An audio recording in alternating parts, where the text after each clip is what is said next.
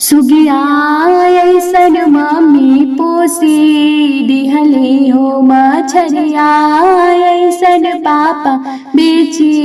दिहले हो मछरिया ऐसन पापा बेची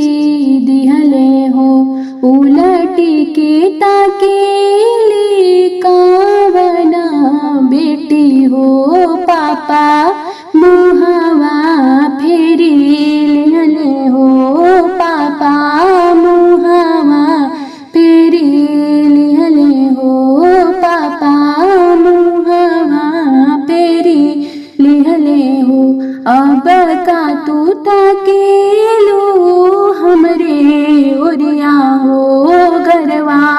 हमारो खाली कैलू हो दुअरवा हमारो खाली कैलू हो सुगिया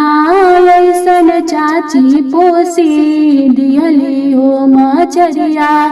ऐसन चाचा बेची दिहले हो मछरिया ऐसन चाचा बेची दिहले हो उलटी के ताकेली कावना बेटी हो चाचा मुहवा फेरी लिहले हो चाचा मुहवा फेरी लिहले हो अब का टूटा केलो हमरे ओरिया हो घरवा हमारो खाली कैलू हो दुअरवा हमारो खाली कैलू हो सुगिया ऐसन भाभी पोसी दिहली हो मछरिया ऐसन भैया बेची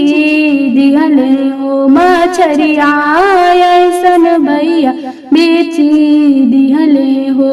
उलटी के ताकेली कावना बहिना हो भैया मुहवा फेरी लिहले हो भैया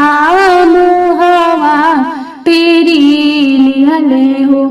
अब का टूटा केलू हमरे ओरिया हो घरवा हमारो खाली कैलू हो दुअरवा हमारो खाली कैलू हो आंगनवा हमारो सोना कैलू हो बैंकवा हमारो खाली कैलू हो दुअरवा हमारो सोना कैलू